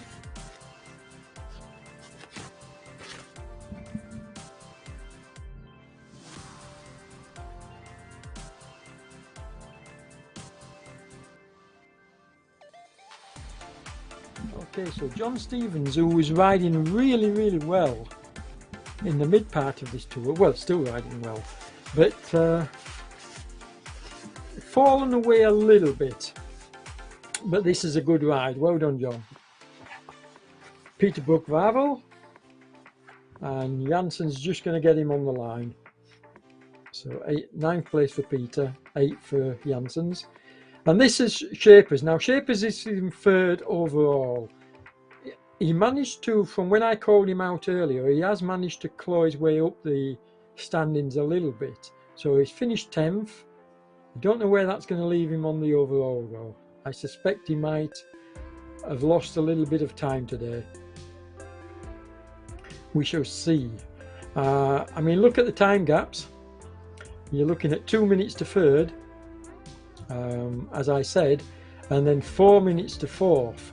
So some big time gaps here, folks. For example, we're going to have at least 6.5 minutes to the 3rd place rider overall. And that's significant because if Casper gets a similar time to our leaders tonight, he's going to jump into 3rd place on the podium. And I don't think tomorrow's stage is going to lend any help to riders in gaining time back. A few seconds maybe, but definitely not minutes as we've seen today. Today was the big stage. Today's the stage that has really sorted out the general classification. We've still got this evening's ride to go, so we don't know what the GC is going to be yet. I'm a little bit disappointed, and I'm not saying this, I'm not knocking Casper, don't get me wrong, at all. But I would have liked to have seen him ride with this group today. And then we would have had a clear picture of the overall. Maybe it's more exciting the fact that he didn't ride this stage at lunchtime and he's going tonight, because that's going to lend some credence to the evening running of the session without any doubt at all. And I'm sure the likes of John and Henrik are going to be keeping an eye on Casper's performance tonight to watch how close he gets, or whether he actually overhauls their time. I don't think he'll overhaul their time. I just think it's phenomenal what they've managed to achieve in this ride today, so we shall see. Fantastic win by John Beams, just stunning. As we watch Keith, the veteran from OTR, and Keith's always been there near the top 10, hasn't he? Sondergaard looks like he's going to try and get him on the line. Yep, Sondergaard just comes past him. But to be fair to Keith, Keith's been there and thereabouts, and He's put in a really good performance this tour. I've watched Reed from Pedlars. He's put in a good tour as well. Don't know exactly where he is on GC, but I know he's up there.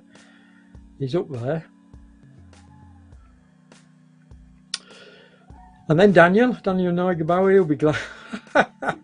Look at him. He'll be glad to have finished. Head down. Thank God that's over, he'll be saying. Daniel Shock. Same for him, he'll be glad it's all over. Yeah, there you go, look. Breathing heavy, putting an effort towards the end. Just look at that. This is why we love the pain cams, folks. Well done, Daniel. This is why we love it. There's no hiding place. Gasping still. Look. You can't make this stuff up, folks. It's pure effort that you see in here, and pure pain as well. As we watch Paul Newton from 3R. So the majority of the riders in the Zoom room are over the line now. Still a few more to come. We've still got Nick, Franco, Clive. Here's Nick. Now Nick's dropped an odd place here, but this is still a fantastic effort for a non-climber. I mean, how pleased would you be if you finished like in the low 20s on a pure climbing stage like this, if you're a sprinter, with that beautiful blue jersey on his shoulders, the sprinter's jersey. I'd be very proud. Solly, come on, don't keep it going. Let's not see you have a dropout so close to the finish, Solly. And this is another rider that we've seen a lot of this race from Rasio, and he's done well. He's always been up there again in the top half of the draw.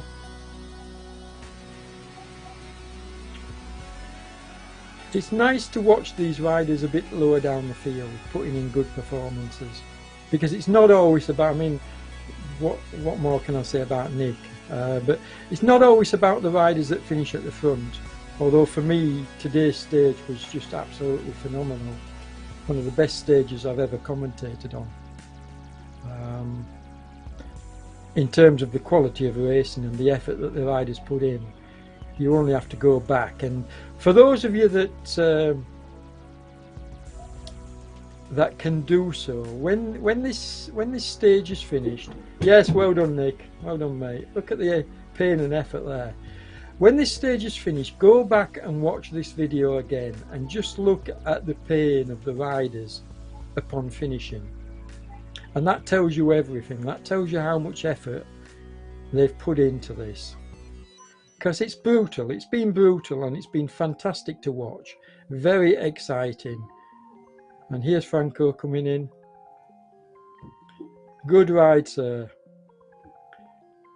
So back to the American McCollum. And that's Parks behind him. So we've got a lot of riders still to come in. We had 95 riders at my last count. I don't know how many more we've got to come in now, but I suspect we've got a good number, probably another 60 riders to come in. So we're going to be knocking around for quite a while yet.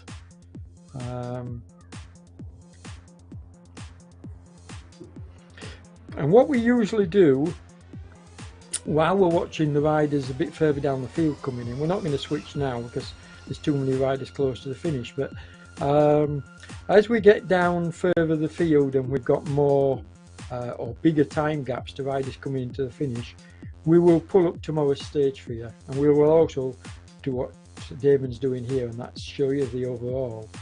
So you can see big time gaps here.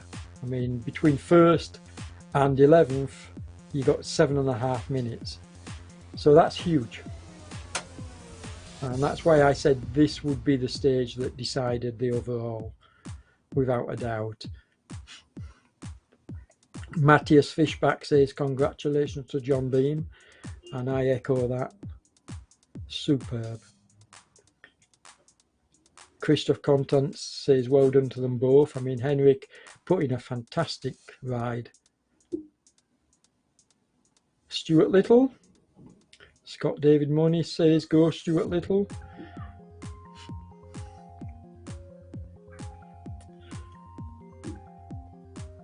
But this has been a very, very good Queen stage for me. Yeah, and James has nailed it here. Chapeau to John and Henrik on absolutely pushing this tour. They really have given us a fantastic tour.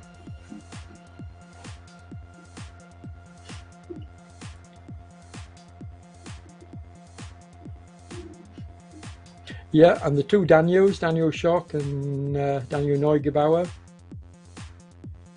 they've had a good battle.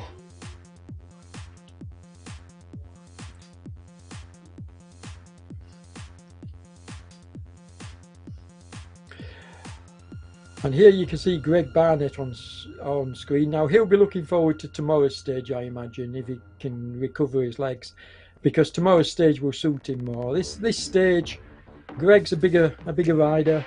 Won't have really enjoyed today's stage, I imagine, along with a lot of other riders. You know, but tomorrow's stage will suit the bigger or the power riders, the all-round riders. It's classed as a hilly stage, but in truth, there's a lot of flat in tomorrow's stage, and we will have a look at the graphic for it pretty soon, actually, as we go lower down the field here.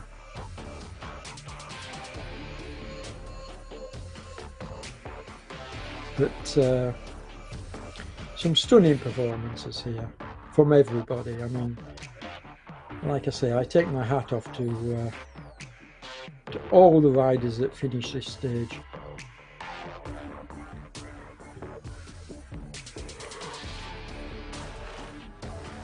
And especially the riders that are going to come in over 2 hours behind. I mean, not behind, sorry, the riders that are going to take over 2 hours. That's a long time to be on an indoor bike when you've seen the finishers wrap it up and go and have a shower.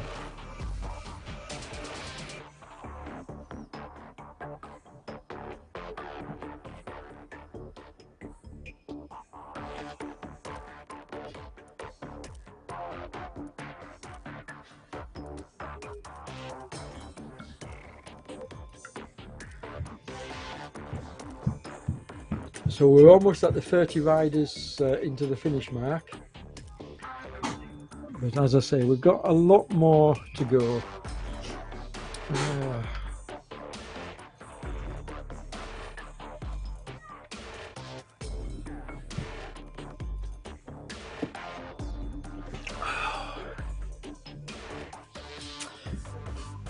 I can hear my children shouting in the background, so I'm looking forward to getting back to them when we finish the broadcast. Mum will be having a hard time at the moment. But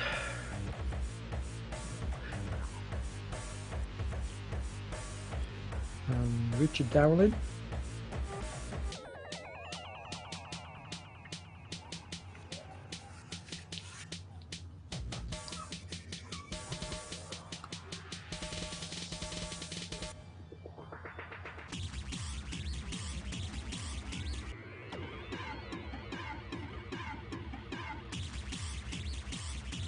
Okay, so let's have a look at a few of the time gaps now, if we can, and let's see where we are in terms of riders left to come in, and see if we can calculate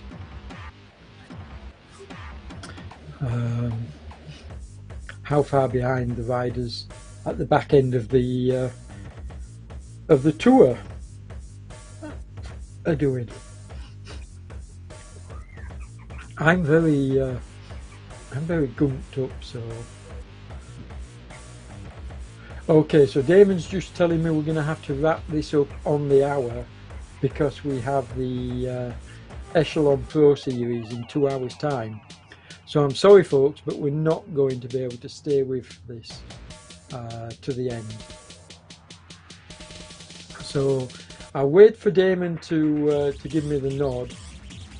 Now when you say wrap up on the hour, do you mean on the 2 hour mark overall, Damon, or do you mean I mean, I don't know what the time is now. 8 minutes to go. Yeah, 8 minutes. So yeah, so we've basically got another 7.5 minutes, folks. Here's Ben. I mean, just look at the poor lad. That hurt. There's no way you can hide. That hurt. Well done, Ben.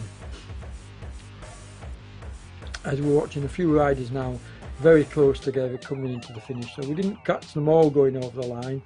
Paul Austin, has he actually got to the finish here?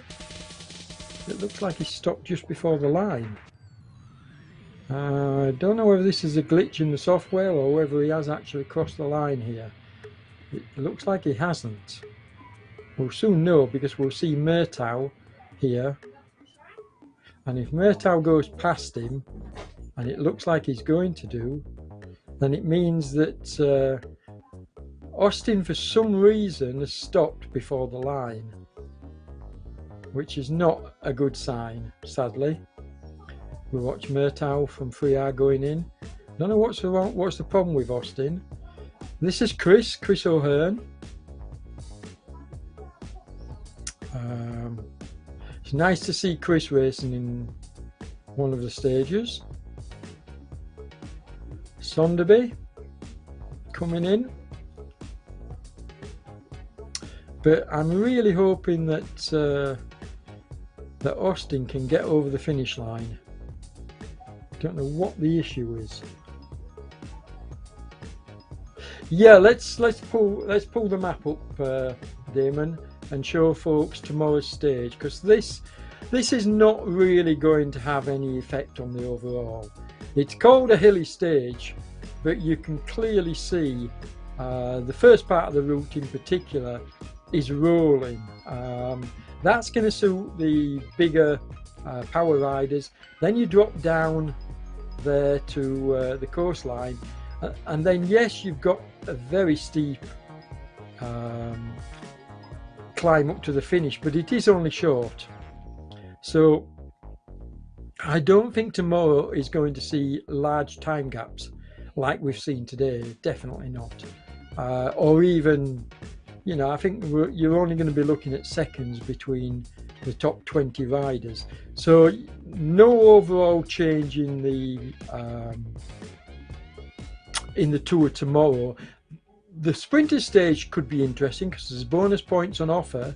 So yes, there could be a swap around in some of the minor places in the sprinters. But I think Nick Greenhouse has got the sprinter's jersey firmly on his shoulders. Don't see him getting caught. Yeah, tomorrow should be a nice stage. I'm gonna try and ride it. I'm covering tomorrow's lunchtime slot again with ZMS and Damon, but I'm going to try and ride it tomorrow evening. We shall see, because I want to get myself entered into the prize draw as we watch Cavelius here coming into the finish, the German rider. And we're going to wrap it up, folks, in about 4 minutes time. So thanks everybody for sticking with us. I'm very sorry that we can't stay to the end. We usually do, so cut us a bit of slack, the fact that we're cutting away to the end. And we'll see you tomorrow. Here's Clive coming in, so we might just have time to watch Clive finish off, although no, we're not going to be able to watch Clive. Sorry Clive, we're not going to be able to get you into the finish, mate. Damon has to go. Yeah, he's giving us a wave. You know as well as I do, Clive, we would normally stay with you, but Damon's got another broadcast in 2 hours time.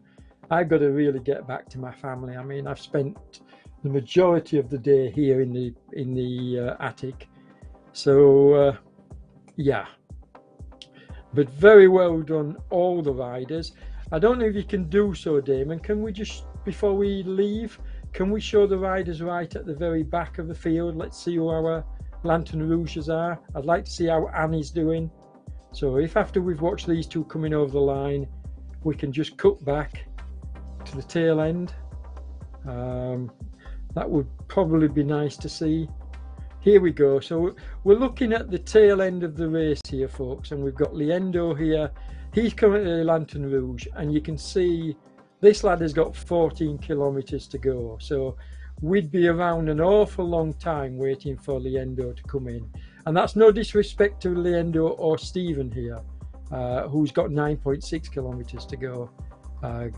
Greener 9.3. So it's not really fair to try and hang around for these riders when we've got another broadcast in a couple of hours. There's Anne. It's nice to see Anne still going, but 8 kilometers to go. So, you know, you're looking at a good length of time before these riders come in.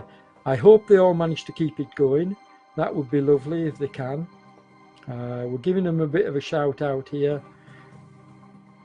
as you watch How Y, the other half of the Y partnership, racing together. They're always together in these stages, which is really nice to see. Villeneuve, Canoe, Mr. Canoe. He must be struggling because he was further up the order a bit earlier on. Jo Dulce, now she's high up on the ladies podium, so she's doing some good riding. Here's Clive from OTR. Now you could see when Clive gave us that wave in the pain cave, Clive was suffering. I mean, he's a big lad, won't mind me saying that. Very, very good rider, but he won't have enjoyed this kind of a stage, I don't think. It's not his cup of tea. You know, 2 hours and more of solid climbing is no fun if you're not a climber. Here's Adrian Bennett from OTR, and again, Adrian, not really an out-and-out climber, so he won't have enjoyed it either. Soderberg is more of an all-round rider. Mike Aid, I think we could class him as the same, but again, I really think that this stage is a specialist stage, and a few of the riders won't have really been happy today. I don't think I'm calling anything out there that's not true. But some really good performances.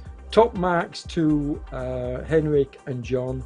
And we're going to call it a day there, folks. We're going to wrap this broadcast up and call it a day. We'll have the ads to finish. But take care, everybody. Stay safe.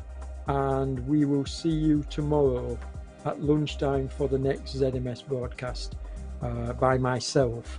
Obviously ZMS are back this evening with the Pro Series.